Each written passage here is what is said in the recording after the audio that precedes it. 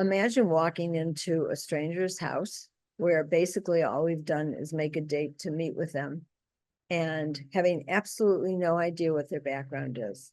So for example, in one day, I drove up to Pompano Beach and met a man who was 92 years old, a friend of mine, actually someone who had been a teacher and who I worked with at the Holocaust Center. He used to bring students to our program, suggested that I interview him. His name was Victor Billig. He's just a nice man. He lived in a small, very lovely little home. And he started talking.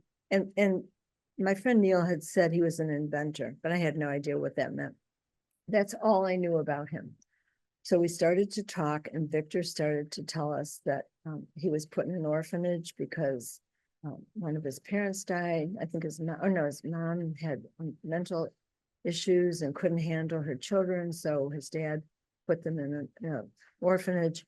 He ended up joining the Army, which then went into the Air Force. He became a general, I think a general in the Army, I'm not sure. But he started working on airplanes. He learned to become he studied to become a mechanical and an electrical engineer. And he invented the bomb bay doors. So those are the doors that they drop bombs out of planes. So he's talking about that. That was his invention. And he said one of his goals was to bring communication to third world countries. At which point he started working on satellites and designing satellites. And he was the one who developed Helios, which is a satellite that still travels around the sun. So here's this man who's just this very kind man. I mean, at some point he was talking quantum physics to us, and Pipe and I are looking at each other. I had no idea what he was talking about. And he realized, he said, is this a little over your head? And I said, yeah, a lot. But when he started talking about his inventions and what he had done, it was just amazing. I mean, here we are sitting with this man who literally brought the internet to third world countries. So that was quite the surprise.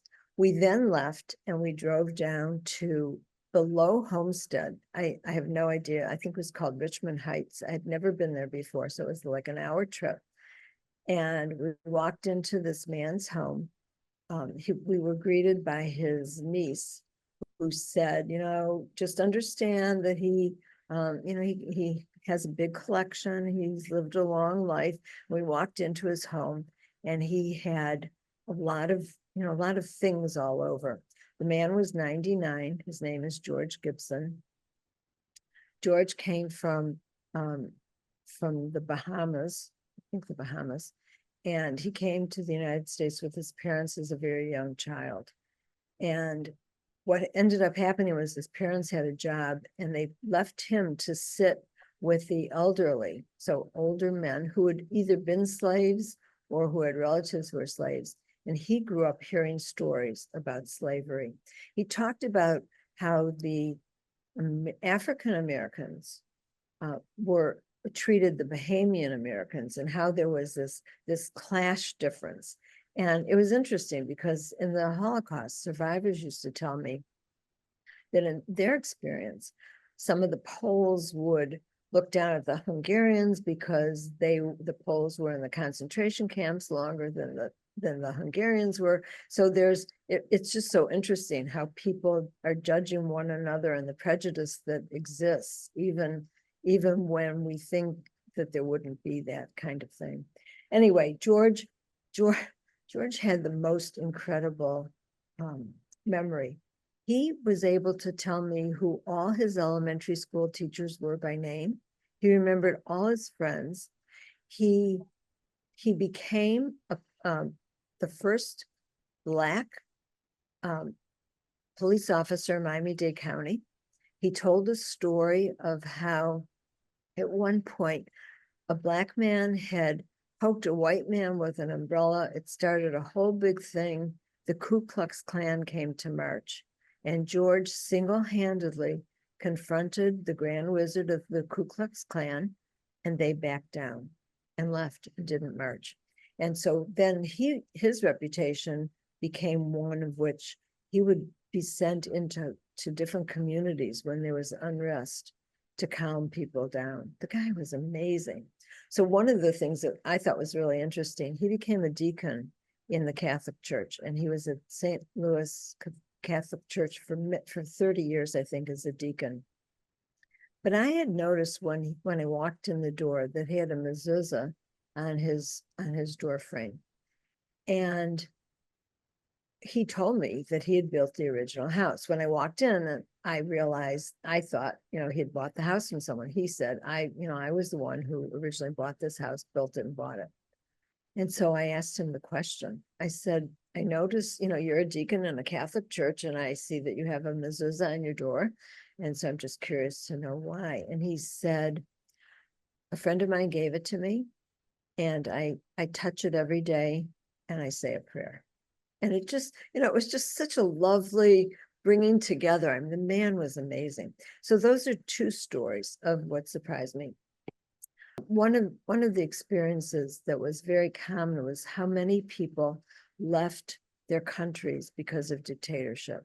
So we interviewed some Holocaust survivors. We interviewed several people from Cuba who left because of Castro, and people from other countries as well. And so it surprised me to listen to how they assimilated, how difficult it was for some of them to have left their families and come to another world, much like the survivors had shared their stories for many, many years. Another thing was many of them, I'm going to say probably 10 of them out of the 90 lost children. Their children died. And that also was to listen to them talk about that loss, which I think is probably the greatest loss one can ever incur, to listen to how they picked up the pieces and how they made a life for themselves.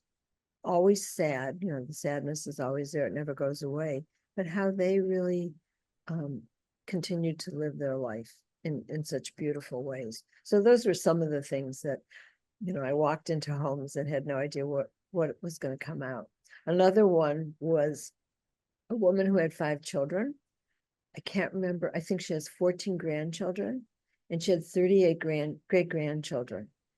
38 great-grandchildren is a lot of little kids to remember. She not only knows all their names, birthdays, but spends time. She said her great-grandchildren take her to get her nails done. They take her to lunch. They are very present in her life. And that was just also something that was so beautiful to hear.